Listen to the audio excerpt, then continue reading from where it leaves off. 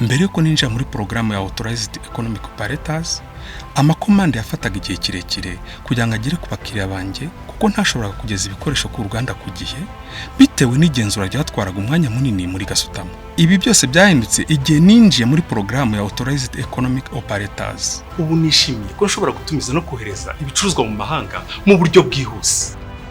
Nishimiye koroherezwa ubucuruzi. Ibicuruzwa by'abakiriya banjye byajyaga bimara igihe kinini mu nzira mbere yuko ninjira muri programu ya AEO.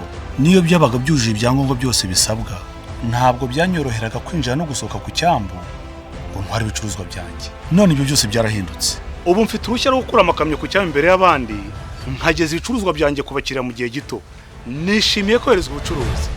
Byakundaga kungora gusaba uburenganzira bwo kunganira abacuruzi gukora imenyekanisha muri Gasutamo ku mwaka ushize, ndetse n'ibicuruzwa nakoreye imenyekanisha bigatinda muri Gasutamo.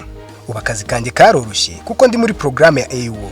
Ubu abakiriya bariyongereye kuko mbihutishiriza akazi bitewe n'uko imenyekanisha nakoze rihabwa uburenganzira bwo gukorerwa mbere muri Gasutamo. Nishimiye guhabwa serivisi yihuse. Hambere aha kwinjiza no gusohora ibicuruzwa mu bubiko byatwaraga igihe kinini. Umukozi wa Gasutamo yagombaga kuza gufungura ububiko bw'ibicuruzwa byinjira cyangwa bisohoka. Ariko kuva najya muri programu ya AEO, nahawe uburenganzira bwo gufungura no gufunga ububiko Gasutamo itiriwe ihagera.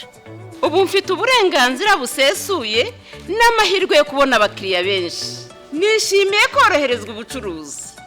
Waba uri umudekarara, utumiza cyangwa wohereza ibicuruzwa mu mahanga, umunyenganda, ufite ububiko bw'ibicuruzwa bugenzurwa na Gasutamo ari byo bonded warehouse, cyangwa ukora imirimo y'ubwikorezi bw'ibicuruzwa byambukiranya imipaka. Ntucikwe n'amahirwe yo kuba muri programu ya AEO maze woroherezwe gukora ubucuruzi. Ku bindi bisobanuro hamagara kuri 0788 61 41 20 cyangwa 0784 25 58 24. Rwanda Revenue Authority, here for you to serve.